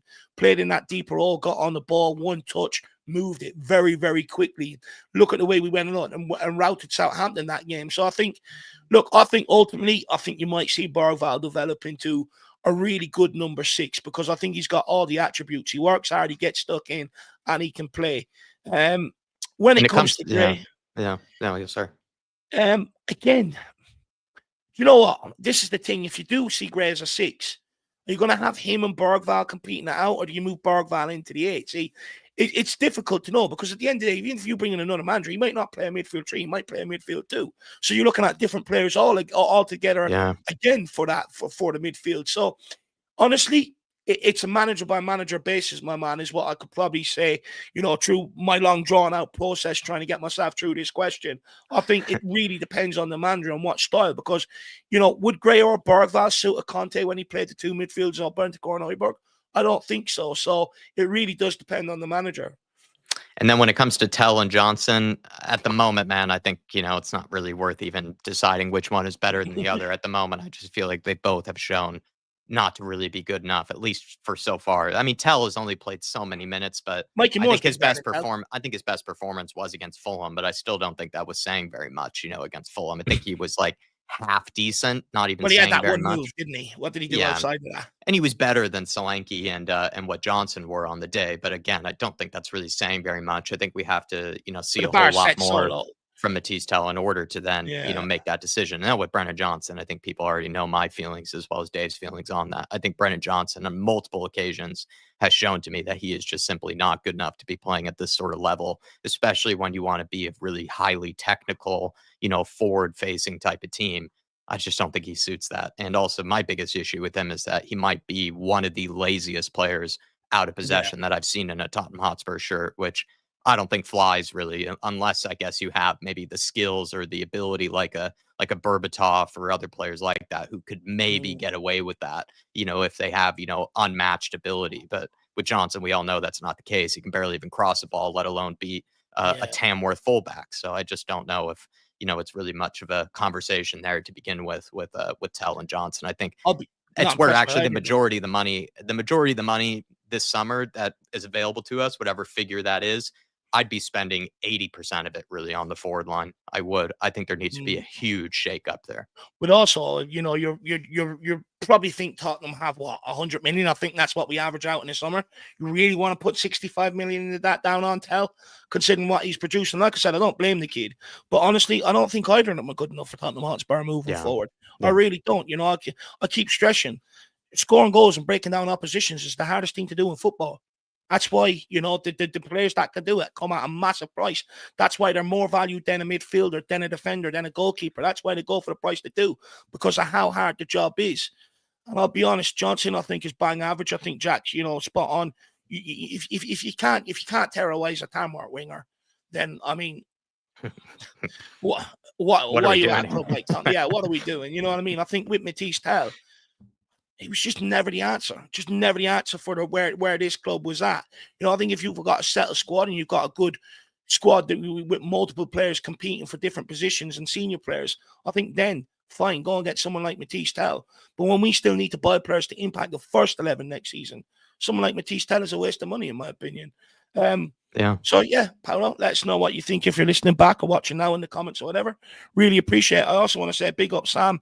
Really appreciate it. By the way, we were supposed to do this yesterday, but I got caught up. Johnny got caught up. So, the thing was 50% of the panel was out. So we'll move it till today. But I want to say it's not down to Sam that he's not here. He made it very clear he was busy today and tomorrow. He can't do these days. So I do apologize, Sam, but we'll make sure we'll have you on next week.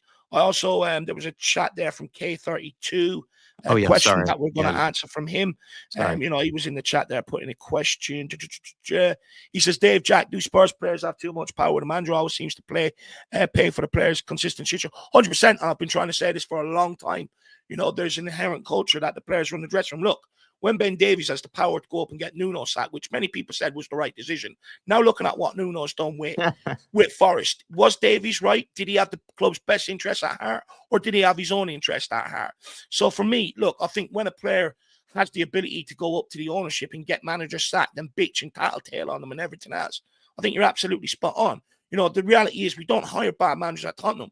Jose Mourinho is not a bad manager. He's one of the most decorated managers in world football. Antonio Conte, not a bad manager, a very good manager. When he was at Chelsea, look what he achieved. Ange Postecoglou, and I say this, I still think he's a good manager. I think people will be surprised. I think he'll go elsewhere, and I think he'll do relatively well. Nuno, prime case example. And at the end of the day, for me, I just think, it's too easy for the players to quit under a manager. I think if the manager, like Jack mentioned something a few weeks ago about authority, and every manager needs to show that. I'm the one that makes the decisions. You do what I tell you to do. It's what made Jose Mourinho great. It's what made Sir Alex Ferguson great. Klopp great. They had the power. Players at this club have the power, and you're seeing the managers get sacked. Why are United on the downfall they are? It's the players who have ran the dressing room for years, the likes of your Pogbas, your Lingards, who have massive problems within them dressing rooms, running the player power. Look where Manchester United are. Yeah. These overpaid players should never have the power of the dressing room because they're self-serving.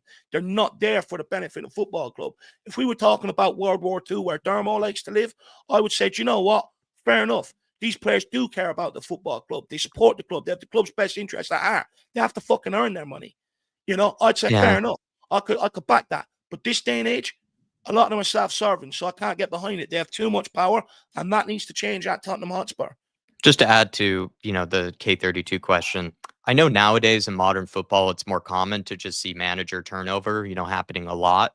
I just think the danger with that, though, is like, as much as people like Ange haven't necessarily helped themselves, I do feel like is that if you are a club that constantly changes over manager, it doesn't really strike that fear factor into the players when things are going poorly, because lots of times we've mentioned, as much as Ange has been a big problem at Spurs, this season, we said, the players by no means get any excuses, for their shit shows as well. But the thing is that they kind of will get an excuse because they'll have a clean slate with whichever other new manager comes into the club.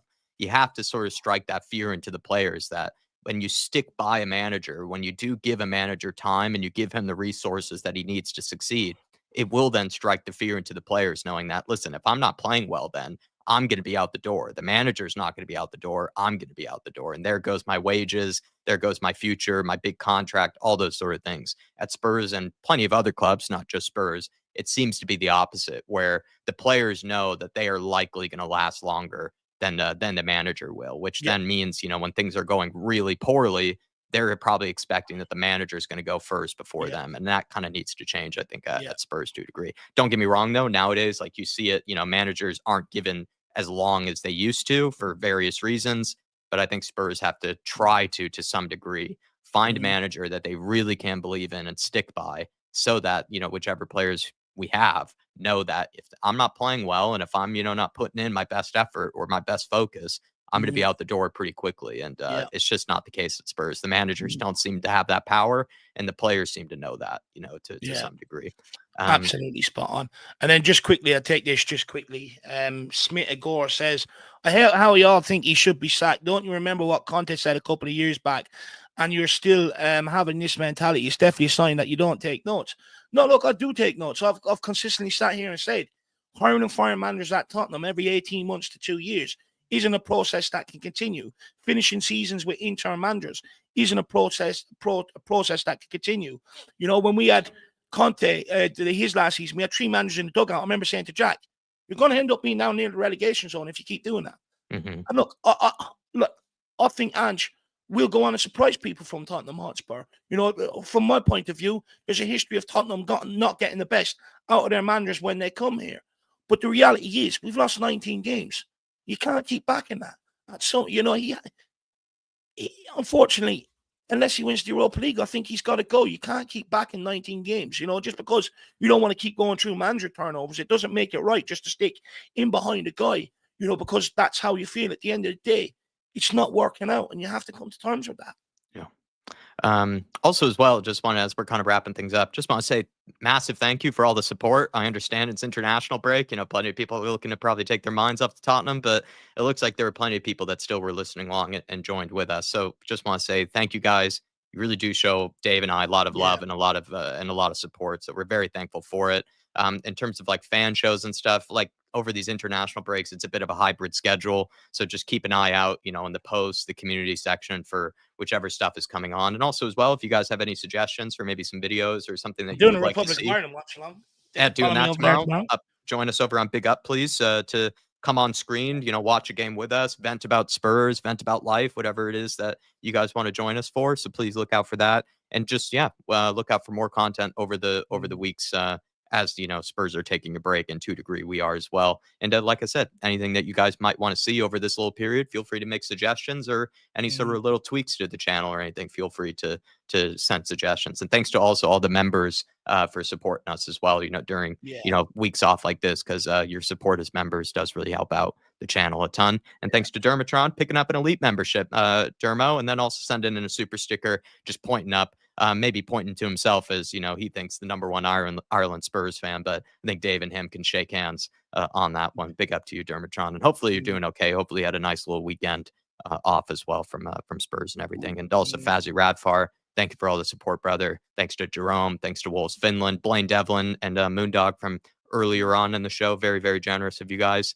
And Faz Radfar saying big up to my favorite channel. It hurts to see lovely chaps like you have enough of Ange, but no manager can succeed. Why would we not let him one season to finish his work? Just quickly on Ange from me, Faz. I do feel like, some people might disagree, but I do try to give managers as many chances as I can. And I, to a degree, still am. Like, I want Ange to finish out the season, actually. I don't want him to be sacked right now, actually. I want him to try to finish out the season, try to take us as far into Europe. I don't see the point in sacking him now when he still has these Europa League games ahead. I want to give him that chance. Where I'm just starting to get more critical of Ange is I just find in any situation, whether you're a fan blaming another fan, whether you're a manager blaming the fans, I just get really lost with that. And I actually get a little bit ticked off by it because at the end of the day, Dave and I are not picking the team. We're not picking the players. We're not doing the transfers. We literally have no impact or influence pretty much whatsoever on sort of the daily runnings and the daily decisions of the football club. And when I see managers, fellow fans and whatnot blaming each other and blaming, the people that are just there to really just be Spurs fans at the end of the day, I always get lost with that. And I just have noticed this with Ange, where it just seems like he's more willing to have an altercation and have a fight with his own fan base than he is with his own players, than he is with, the ownership. And I just get really kind of, to be honest, I get ticked off by it. And that's where I'm kind of at with Ange, where I'm not even really asking him for to be gone, tomorrow or anything. I'm just, it's just something I can't defend him anymore about, where I do start to lose a bit of belief and faith in you if you're starting to basically have altercations with fans, people who are paying their hard-earned money to go in every single game. And I just think he's crossed the line maybe a couple of times at this stage. Do you know what it is? That's just me, though. Yeah. Do you know what it is for me, Faz? Look, I don't think the managers are the biggest problem at Tottenham Hotspur. I think there's stuff that needs to be sorted out culturally inside the club for a manager to really come in here and succeed since Pochettino. But, over the last couple of days, I've sort of gone back and, reminded myself of the Celtic times of Ange Postecoglou, looked at his times elsewhere. And what I will say is, not that I think he's given up, but he's not the same Ange that was at Celtic and at these other clubs when things were going well. And, obviously to be expected, but, a guy that, charmed the media over there in Scotland, with Celtic and stuff like that. He doesn't do that here at Tottenham. A guy where the fans absolutely adored him at Celtic and he absolutely adored them. We're not seeing that at Tottenham. At Celtic, them players would run through a brick wall for him. Not seeing that at Tottenham. And I just look at it and it's just like, for me, I can see it's coming to an end. That's just my opinion, Faz. Now, from looking at his time at Celtic and everything else, it just looks like it's coming to an end. And it just looks like a case. Again, it's Tottenham Hotspur being the blip again on another manager's CV. But I do just think it's naturally coming to an end, Faz Radfar. I also think there's a large part of Postecoglou, to be quite frank, that wants this to be over. He wants to go away for a couple of weeks, de-stress, get back fit, healthy. You look at him now, he's a shadow of the guy. He had a glimmer in his eye, he had a bright, fresh face. Look at him now. He looks depressed, angry, upset. That's not good for a human being. I think there's also part of him where he just wants this to be over to a certain degree. Look, Postecoglou ain't ever going to quit. He ain't ever going to walk away from the club. He's not that sort of guy. But I just don't think he has the love for this job, maybe that he has as others. I think it's been beaten out of him over time, and I just think it's coming to an end, Faz, and that's just my opinion on it. Yeah. Like I said, it's just, I do try to give managers a lot of time and patience, whether I even believe in their tactics or not, just because I know that the problems are much deeper than usually the manager. It's just, as always, any situation where you're blaming fans, I just think you're out of line. And I think you've kind of lost the plot to some degree because the fans are always going to be there. The fans are not going away. So they're not also the ones that are making the decisions either. So I just find that always to be a little ridiculous. But Fazzy, as always, man, appreciate you and all the love that you show us, man. Even when we might have difference of opinion on various things, you've been very, very kind to us, as plenty of people have been tonight and as per usual. So thank you, guys. And then you know what, Faz, just quickly as well. I mean, the Fulham game, I was just like, if he wins that, I think maybe people start maybe going, you know what, is he turning the corner? Let's get behind it. I think the fact that he made 7 changes, I think sort of screwed himself over. And one thing I didn't like as well, Faz, was when he changed it to a back 3 against Everton. That sort of got me the EBGB, sort of maybe lost me a little bit, because I'm a firm believer. If you're a manager and you won elsewhere and you have a set style of playing philosophy, and you've preached you're never going to change. You don't change that against, everything and put out a system that you haven't worked on during the week. You haven't worked on at your time in Tottenham. And for me, I think that maybe showed a sign of weakness that I just didn't see at Celtic. Yeah. And I think, that's where he lost me ultimately, because I could see it. I've seen the line. I was like, this, as soon as I seen the back, I was like, this ain't going to work. I haven't trained on it during the week. We're going to be ripped apart. So, there's just little things that I think if he was at another club, I don't think he makes them calls that he's made at Tottenham. I just think the pressure is maybe getting to him. So that's where I'm at, Faz. Hopefully you can understand. But best believe if we get through Frankfurt, I will be clapping and I will be delighted. And I'll be the same if we get through the semi-final. At the end of the day, my love for Tottenham and my love for trophies is much bigger than any manager, any player, at this football club. So if they do get through, I'll happily enjoy it if we do. But it's a big if. But guys, I want to say a massive thank you to absolutely everybody at home. Massive thank you to Jack as well, for putting this together today while I was off, doing things with my dad and stuff. So I want to say a massive thank you to everyone. I also believe Sean Butler's going live at 8 o'clock, making his return. So if people are still looking for more therapy, feel free to get over there and to Spurs Talk Show. I think that's it, Jack. Is that it for the evening? Yes, it is. Mugs off screen. Please, please join us tomorrow for the Ireland watch along over on Big Up. Look out for a bunch of posts on that on Twitter as well as in the posts and community section. Please, thanks for all the support today, and we'll see you very soon. Come on, you Spurs, as always. Come on, you Spurs. Great challenge! Don't you dare, Ref. That's he got the ball.